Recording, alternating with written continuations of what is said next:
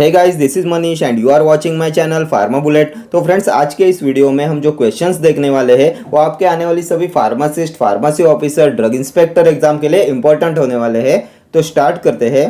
Diuretics which is contraindicated in the presence of cardiac failure is mannitol, spironolactone, furosemide, hydrochlorothiazide. Diuretics which is contraindicated in the presence of cardiac failure.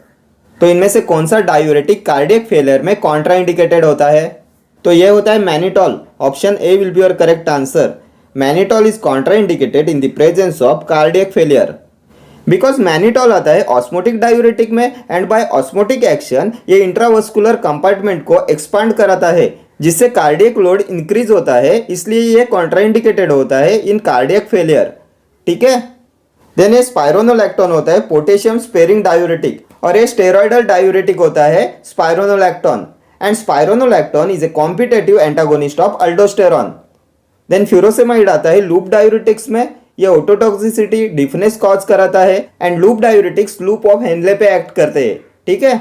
हाइड्रोक्लोरोथायाजाइड आता है thiazide diuretics में and hydrochlorothiazide contains sulfa moiety within its chemical structure.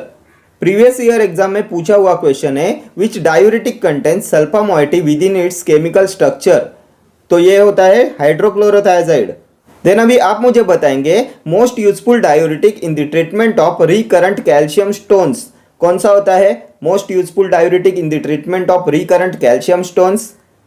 तो ये भी होता है hydrochlorothiazide because hydrochlorothiazide reduces calcium excretion in urine, इसलिए इसे यूज करते हैं in the treatment of recurrent calcium stones. ठीक है। Next question, which one of the following is not a protease inhibitor? Nelfinavir, saquinavir, एबेकाविर, ritonavir. इनमें से कौन सा नहीं है proteases inhibitor? Not a protease inhibitor. तो प्रोटीज इनहिबिटर्स कौन से होते हैं? तो नेल्फिनाविर, सेक्विनाविर, रिटोनाविर, लोपिनाविर, इंडिनाविर, ये सभी है प्रोटीज इनहिबिटर्स।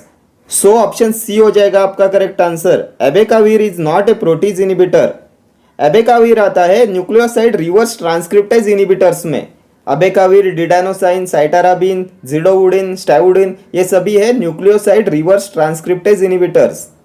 देन अभी आप मुझे बताएंगे non nucleoside reverse transcriptase inhibitors कौन से है? Non nucleoside reverse transcriptase inhibitor, तो इसमें आते हैं इफाविरेंस, नेविरापिन एंड डिलावर्डिन। ठीक है। देन एक होता है न्यूक्लियोटाइड रिवर्स ट्रांसक्रिप्टेज इनहिबिटर, इसमें आता है टेनिफोविर। ठीक है। देन और एक क्वेश्चन हमने डिस्कस किया था, CCR5 इनहिबिटर्स कौन सा है? CCR5 केमोकाइन रिसेप्टर इनहिबिटर, तो ये होता है मैराविरॉक। ठीक है। Next question, RWC used to identify the strength of RWC Rideal Walker coefficient. तो किसके लिए होता है RWC रीडल वॉकर कोएफिशिएंट? तो ये होता है to identify the strength of antiseptic. Option C will be your correct answer. Antiseptic की स्ट्रेंथ को आइडेंटिफाई करने के लिए होता है रीडल वॉकर कोएफिशिएंट। ठीक है। Next question, the biological half life of a drug is represented by 1/k, log k, 0.693/k, 2.303/k. The biological half-life of a drug is represented by, and the correct answer of this question is 0.693/k. ठीक है। Next question, which of the following agents acts as hypoglycemic ATP sensitive potassium channel blocker? Meglitinide, pioglitazone, sitagliptin, acarbose. तो इनमें से कौन सा है ATP sensitive potassium channel blocker? तो हमने हाइपोग्लाइसेमिक ड्रग्स के क्लासिफिकेशन में देखा था ATP sensitive potassium channel blockers में आते हैं sulfonylureas and meglitinide derivatives. So option A हो जाएगा आपका करेक्ट आंसर। मिग्लिटिनाइड डेरिवेटिव्स में आते हैं रेपाग्लिनाइड एंड नाइटेग्लिनाइड और ये पोटेशियम एटीपी चैनल ब्लॉकर्स होते हैं। एंड सल्फोनिल्यूरियाज होते हैं टोलबुटामाइड, क्लोरप्रोपामाइड, ग्लाइपिजाइड, ग्लाइक्लाजाइड, ग्लाइबेनक्लामाइड, ग्लाइमिप्राइड। ठीक है। सल्फोनिल्यूरियाज एंड मैग्लिटिनाइड डेरिवेटिव्स होते हैं ATP sensitive potassium channel blocker. Then pioglitazone आता है थायोजोलिडिन डायंस में। पायोग्लिटाजोन एंड रोसिग्लिटाजोन ये होते हैं थायोजोलिडिन डायंस। सिटाग्लिप्टिन, विडाग्लिप्टिन, एलोग्लिप्टिन, सक्साग्लिप्टिन ये होते हैं DPP4 इनहिबिटर्स। ठीक है। अकारबोज, मिग्लिटोल, ओग्लिबोज ये आते हैं अल्फा ग्लूकोसाइडेज इनहिबिटर्स में। ठीक है। Next question, which of the following drugs is used in acute attacks of gout? Colchicine, probenecid, sulfinpyrazone, allopurinol. Drug used in acute attacks of gout. तो एक्यूट गाउट में यूज करते हैं NSAIDs का, colchicine का and corticosteroids का। सो option A हो जाएगा आपका correct answer.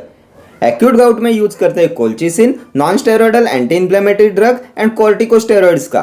And chronic gout में यूज करते हैं प्रोबेनेसिड, सल्फिनपायराजोन एंड एलोप्यूरिनॉल का, जिसमें प्रोबेनेसिड एंड सल्फिनपायराजोन होते हैं यूरिकोसुरिक्स एंड सिंथेसिस इनिबिटर में आता है एलोप्यूरिनॉल, ये ज़ैंथीन ऑक्सीडेज इनिबिटर होता है। ठीक है, next question. List of narcotic drug and psychotropic substances are listed in schedule W, schedule X, schedule R और शेड्यूल वाई। तो किस में आते हैं narcotic drug and psychotropic substances? तो इनके लिए होता है शेड्यूल एक्स, ऑप्शन बी हो जाएगा आपका करेक्ट आंसर। शेड्यूल एक्स होता है for narcotic drug and psychotropic substances. Schedule W होता है list of drugs which are to be marketed under generic names only. Generic names के लिए होता है शेड्यूल डब्ल्यू। शेड्यूल आर में आता है standards for mechanical contraceptives. Schedule Y में आता है क्लिनिकल ट्रायल्स। क्लिनिकल ट्रायल्स के लिए होता है schedule Y. Then schedule M में क्या आता है? तो जीएमपी रिक्वायरमेंट्स के लिए होता है शेड्यूल एम। शेड्यूल एच होता है प्रिस्क्रिप्शन ड्रग्स के लिए। शेड्यूल ओ होता है डिसइंफेक्टेंट फ्लूइड्स के लिए। शेड्यूल पी होता है लाइफ पीरियड ऑफ ड्रग के लिए। शेड्यूल P1 होता है पैक साइजेस ऑफ ड्रग के लिए। ठीक है, next question. Select the drug that is used orally to treat scabies. Permethrin, ivermectin, praziquantel, crotamiton. तो इनमें से कौन सा ड्रग यूज करते हैं ओरली टू ट्रीट स्केबीज? तो यह होता है ivermectin, option B will be your correct answer.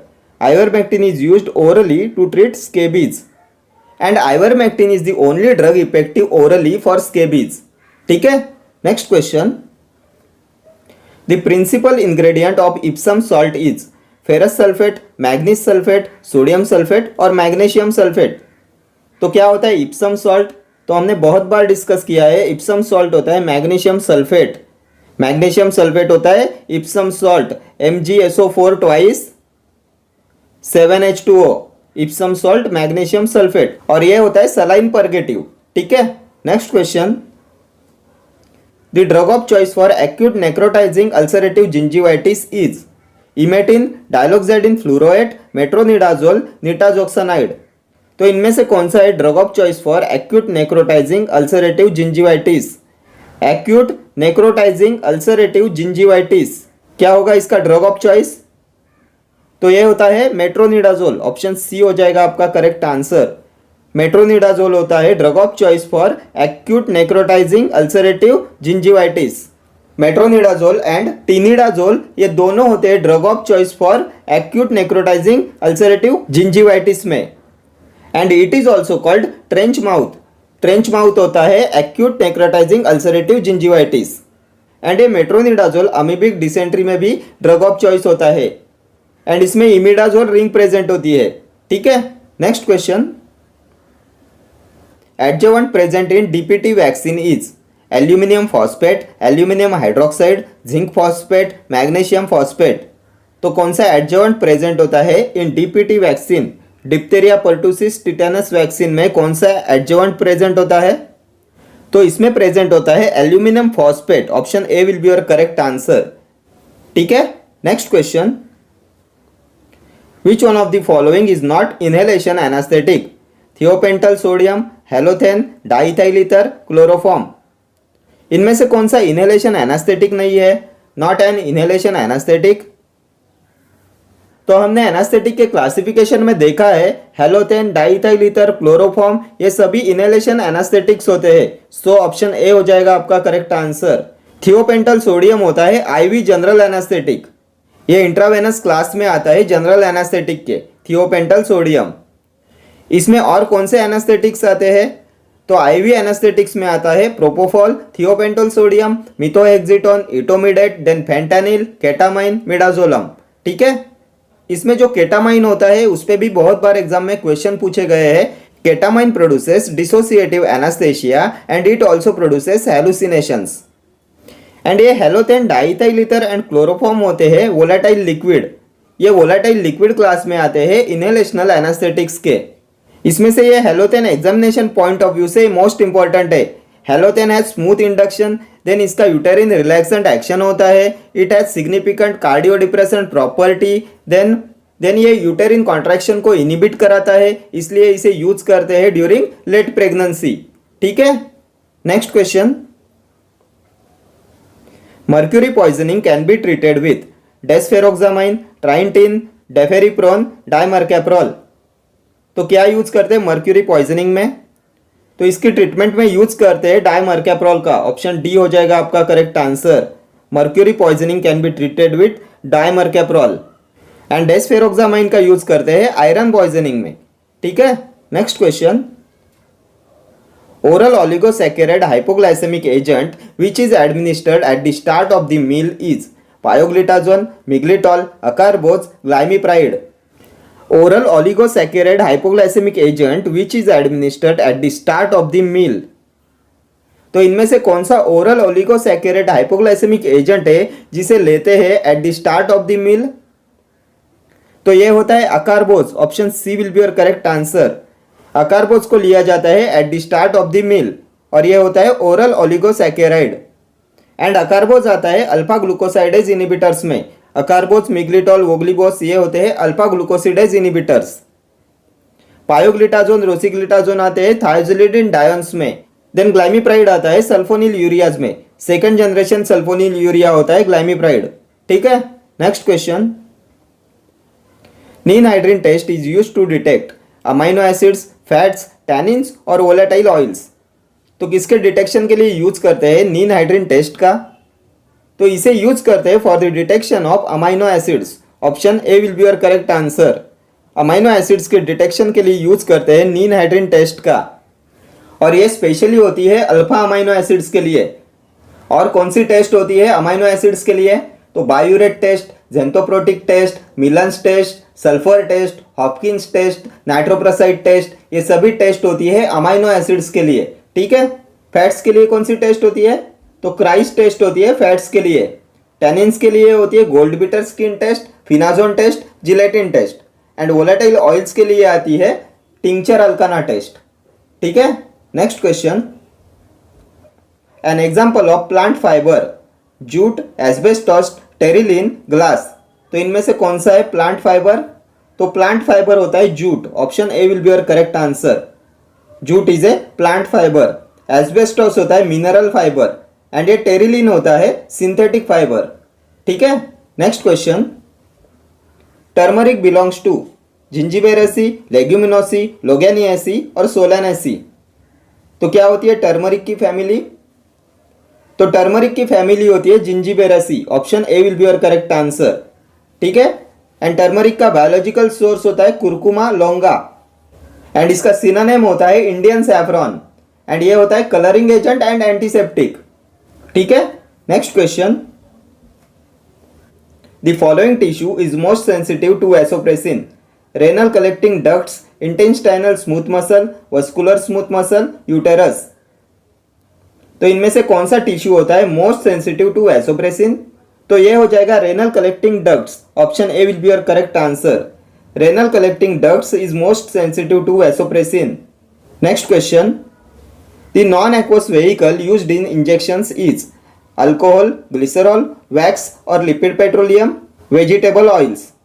Non aqueous vehicle used in injections, तो इंजेक्शंस में यूज करते हैं vegetable oils as a non aqueous vehicle, option D will be your correct answer. Vegetable oils का use करते हैं as a non aqueous vehicle in injections.